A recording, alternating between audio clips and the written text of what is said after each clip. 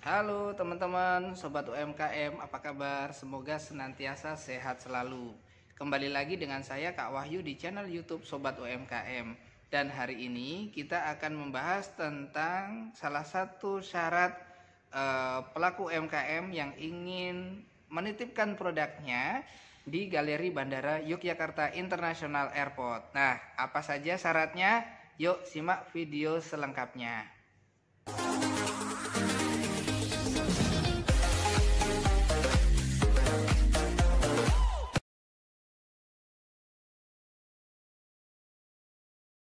Nah, teman-teman pelaku UMKM ya semuanya, teman-teman sobat UMKM, kita mau kasih info nih bahwasannya kita saat ini punya galeri bandara ya yang kita kelola, luasnya kurang lebih 1.500 meter persegi.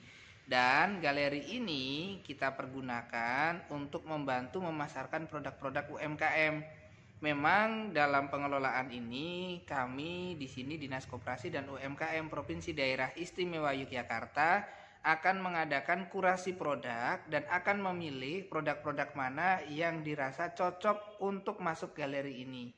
Pastinya agak sedikit berbeda dengan kurasi-kurasi yang lain karena memang customer segmen di sana kan termasuk kalangan yang bisa dibilang mungkin menengah ke atas, sehingga produk-produk yang ditampilkan di sana pun juga akan dituntut untuk memiliki kualitas-kualitas yang harus diikuti. Nah, apa saja syarat-syaratnya? Nah, saya akan membicarakan ini nih. Yang pertama adalah bagi teman-teman pelaku UMKM semuanya, pastikan bahwa Anda harus punya produk. Nah, produk yang Anda harus miliki ini setidaknya adalah produk-produk yang berkualitas bagus dan packagingnya juga harus bagus. Selain itu juga, bila mana Anda di sini adalah produknya makanan, maka Dinas Koperasi dan UMKM Provinsi Daerah Istimewa Yogyakarta itu membuat sebuah pendampingan usaha yang mana ini akan membantu teman-teman pelaku UMKM untuk kemudian secara kualitas produknya itu bisa semakin bagus dan juga memenuhi standar kualitas di galeri bandara. Nah, minimal untuk produk makanan itu kita sampaikan bahwa minimal harus sudah ber-PIRT. Nah, sedangkan kalau belum memiliki halal atau kemudian BPOM atau mungkin MD, HACCP dan lain sebagainya, saat ini kami akan mengadakan pendampingan untuk itu. Sehingga buat teman-teman semuanya yang ingin kemudian tertarik supaya produknya masuk di Galeri Bandara Yogyakarta International Airport, ayo ikutkan saja di program pendampingan ini. Nah, teman-teman pelaku UMKM selain mengikuti kurasi produk, ada salah satu syarat lagi yang harus dipenuhi oleh teman-teman pelaku UMKM. Apa itu? Yaitu sebuah proposal yang berupa proposal untuk mengikuti kurasi produk ini sendiri. Nah, proposalnya seperti apa? Nah, ini saya sudah membawa sekilas sederhana adalah contoh proposal yang mana menjadi standar minimal bagi teman-teman pelaku UMKM yang ingin mengikuti kurasi produk ini. Nah, di dalam proposal ini nanti apa saja isinya? Nah, yang pertama adalah di cover bagian depan paling tidak harus ada tulisannya seperti ini. Di sini ada proposalnya. Lalu kemudian ada logo atau brand UKM-nya. Terus yang ketiga adalah yang paling bawah ada namanya, nama UMKM dan alamat UMKM-nya di mana. Sederhana bukan? Ini untuk cover ya. Lalu kemudian halaman kedua. Nah, di halaman kedua di sini ini ada sebuah surat. Nah, halaman surat ini menyatakan bahwa kepada yang terhormat di sini ya, kepada yang terhormat Kepala Dinas Koperasi dan UKM Provinsi Daerah Istimewa Yogyakarta, dengan hormat di bawah ini nama Anda siapa ya, produksinya apa, lalu kemudian alamatnya apa. Seperti ini. Nah, di sini ada tulisan, dengan ini kami mengajukan permohonan untuk dapat mengikuti kurasi atau seleksi dalam rangka pengisian tenan Galeri UMKM Dinas Koperasi dan UKM DIY Pasar Kota Gede di Yogyakarta International Airport dalam kurung YIA garing Galeri Smesco garing Galeri PLUT. Nah, nanti silahkan tinggal ditulis seperti ini, lalu kemudian dituliskan lagi kalimatnya, demikian permohonan ini kami sampaikan, atas perhatiannya kami sampaikan terima kasih. Jangan lupa ketik di sini ada Anda dari kabupaten mana, lalu tanggalnya berapa, dan pemohon tanda tangan di sini. Pastikan bahwa kalau Anda owner di sini, tuliskan bahwa Anda adalah owner dari produk Anda sendiri. Itu ya, gampang ya untuk halaman kedua. Kita lanjut ke halaman berikutnya. Halaman berikutnya kita bagi menjadi 3. Yang pertama adalah profil UMKM-nya. Nah, profil UMKM ini apa saja datanya yang harus ada? Pertama di sini adalah nama UMKM-nya ya. Jadi nama UMKM Anda. Nah, kalau Anda belum punya nama usaha ya Anda harus punya dulu. Lalu kemudian nama pemilik. Nah, silakan disebutkan nama pemiliknya siapa, nomor teleponnya berapa, emailnya apa, alamat tempat produksinya di mana, lalu kemudian alamat showroom tokonya di mana. Nah, kalau alamat tempat produksi dan alamat showroom ini sama, maka tinggal dituliskan sama. Tapi kalau berbeda, silakan ditulis berbeda ya. Lalu kemudian yang selanjutnya adalah jumlah karyawan. Silakan Anda tulis jumlah karyawan Anda berapa. Kalau memang Anda sendiri yang mengerjakan ini, ya tulis aja 1. Lalu kemudian jumlah aset ya. Aset ini tidak termasuk tanah dan bangunan. Jadi aset-aset yang menunjang kegiatan produksi, misalkan alat-alat, sarana dan prasarana, misalkan Anda usahanya adalah jahit ya. Anda punya berapa mesin jahit? Nah, tinggal kemudian dihitung dari sisi aset itunya saja. Lalu kemudian jumlah omset per bulan. Omset ini adalah penjualan kotor Anda setiap bulannya berapa. Lalu kemudian pemasaran offline-nya bagaimana? Lalu kemudian pemasaran online Anda bagaimana? Nah, untuk pemasaran offline dan online ini Anda sebutkan saja yang Anda lakukan apa saja. Misalkan Anda menitipkan produk atau membuat reseller atau yang lain sebagainya. Untuk online misalkan Anda menggunakan media sosial, sebutkan saja media sosialnya apa saja. Misalkan Anda punya Google My Business, Google My Business-nya apa. Punya Instagram, Instagram-nya apa. Punya Facebook, Facebook-nya apa. Dan kalau Anda punya Twitter juga atau yang lain silahkan disebutkan. Teman-teman Sobat UMKM, kita selanjutnya masuk untuk di profil produk. Nah, di profil produk ini teman-teman nanti akan mendeskripsikan ada 5 komponen. Yang pertama adalah deskripsi produk. Nah, Anda diminta di sini untuk menyebutkan produk Anda ini sebenarnya apa sih? Lalu kemudian menurut Anda keunikan dari produk itu apa, kelebihannya apa, lalu menurut Anda itu kenapa sih produk ini menjadi menarik dan layak untuk tampil di galeri bandara. Nah, kira-kira begitu ya teman-teman secara singkatnya.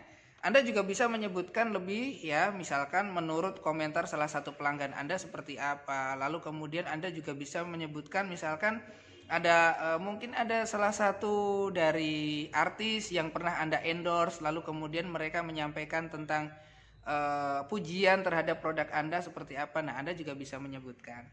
Lalu yang kedua adalah bahan-bahan produk. Nah, di bahan-bahan produk ini teman-teman, silahkan Anda untuk menyebutkan bahwa produk Anda ini berbahan apa saja. Jadi misalkan kalau produk Anda kuliner, lalu kemudian misalkan roti misalkan. Nah, di bahan-bahan roti itu untuk pembuatan roti apa saja. Silahkan Anda cantumkan di sana dan lebih lengkap lebih bagus. Lalu kemudian asal bahan-bahan produk tersebut dari mana?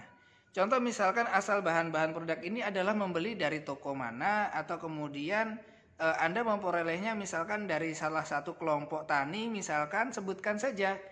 Ya, terutama teman-teman yang di sini adalah pemberdayaan masyarakat misalkan, sebutkan saja bahwa Anda bekerja sama dengan kelompok mana untuk bahan-bahan apa.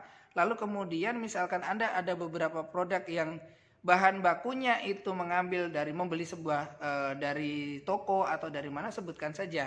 Anda juga boleh menyebutkan kok, barangkali kalau ada bahan-bahan yang dari luar negeri Anda juga boleh menyebutkan. Lalu kemudian di sini ada yang keempat adalah kapasitas produk per bulan. Nah, kapasitas produk per bulan ini adalah mengacu tentang seberapa banyak produk yang mampu Anda hasilkan dalam 1 bulan. Nah, kapasitas produk per bulan ini pastinya nanti akan menjadi pertimbangan untuk kapasitas Anda dan apakah Anda mampu untuk menyediakan sejumlah barang sekian atau tidak. Bila mana Anda di sini punya kapasitas produk yang sedikit, sampaikan saja kalau memang masih sedikit. Tapi kalau memang sudah banyak, sebutkan saja sampai seberapa banyak kapasitas yang produk Anda ini sudah produksi, seperti itu. Dan pastinya saya ingin mengingatkan satu hal, pastikan bahwa Anda bisa menjaga yang namanya kuantitas produksi. Kenapa? Karena kuantitas produksi ini penting, teman-teman. Karena selain Anda juga dituntut untuk bisa menyediakan sejumlah barang sekian, Anda juga tetap harus menjaga kualitas barang Anda walaupun Anda memproduksinya cukup banyak. Tolong ya teman-teman, dipastikan bahwa Anda menjaga kualitas dan kuantitasnya. Nah, yang kelima, yang terakhir di profil produk adalah harga produk. Nah, pastikan di harga produk ini Anda juga mencantumkan bahwa produk Anda ini nanti akan dijual dengan harga berapa sih. Lalu kemudian misalkan ada harga HPP-nya, sebutkan saja harganya berapa. Nah, dari harga produk ini pastinya nanti akan menjadi diskusi dengan tim kurator bahwasanya produk Anda ini di Galeri Bandara Yogyakarta International Airport itu cocoknya dijual dengan harga berapa sih. Kan pastinya juga Anda perlu melihat ya, karena bisa jadi customer segmen di sana cukup berbeda dengan customer segmen yang selama ini Anda layani. Nah, teman-teman, yang selanjutnya adalah legalitas yang dimiliki. Nah, legalitas ini pastikan ada di lampiran proposal Anda. Nah, lampiran untuk proposal Anda ini meliputi ada 6. Nah, saya sebutkan satu-satu ya. Yang pertama adalah fotokopi KTP. Jadi Anda di sini sebaiknya punya KTP. Yang kedua adalah fotokopi NPWP. Nah, bagi Anda yang belum punya NPWP ya sebaiknya punya ya. Oke. Terus yang ketiga, fotokopi sertifikat merek. Nah, bila mana Anda sudah memiliki sertifikat merek, Anda nih cantumkan ya sekalian ya. Lalu yang keempat adalah fotokopi sertifikat Jogja Mark. Nah, ini nih menarik nih. Mungkin teman-teman di sini ada yang bertanya juga bagaimana sih mendapatkan sertifikat Jogja Mark ya. Nah, salah satunya buat teman-teman yang belum punya, Anda nanti bisa datang ke Dinas Koperasi dan UKM Provinsi Daerah Istimewa Yogyakarta untuk konsultasi, atau juga Anda juga bisa datang langsung ke Dinas Perindustrian dan Perdagangan Provinsi Daerah Istimewa Yogyakarta. Di sana juga bisa melayani konsultasi untuk ini. Gitu ya. Selanjutnya yang kelima adalah fotokopi legalitas. Nah, fotokopi legalitas ini antara lain ada ada IUMK, ada koperasi bila mana Anda dari koperasi, badan hukum koperasinya ya. Kemudian ada SPPIRT ya. Jadi nomor PIRT-nya jangan cuma nomornya doang, tapi ada fotokopi sertifikat SPPIRT ini. Nah, selanjutnya kalau Anda juga punya sertifikat halal, juga Anda juga boleh mencantumkan itu ya, pastinya kayak gitu. Terus yang terakhir, yang keenam adalah foto-foto produk. Nah, di foto-foto produk ini pastikan bahwa Anda juga melampirkan foto-foto produk Anda yang menarik, sehingga ini menjadi salah satu pertimbangan untuk teman-teman dari tim kurator. Nah, mungkin ini dulu teman-teman sekilas sampaikan.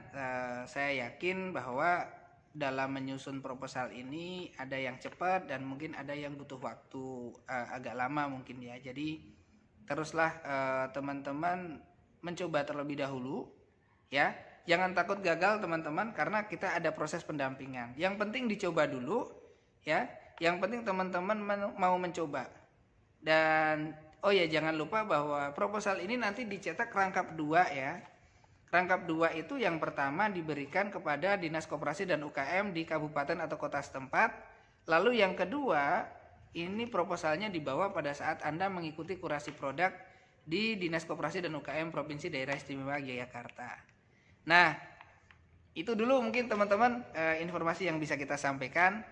Bila mana informasi ini menarik, silahkan boleh di-share ke teman-temannya. Dan jangan lupa like, komen, dan subscribe ya pastinya. Dan bila mana Anda di sini ada yang ingin memberikan komentar, silahkan ketik komentar di bagian bawah. Anda bisa tanya-tanya tentang pendampingan di proposal ini, atau Anda juga bisa berkomentar mungkin atau bertanya tentang kegiatan yang lainnya. Semoga kita senantiasa menjadi orang yang bermanfaat, dan jangan lupa tetap jaga kesehatan dan sukses selalu untuk kita semuanya. Salam UKM naik kelas.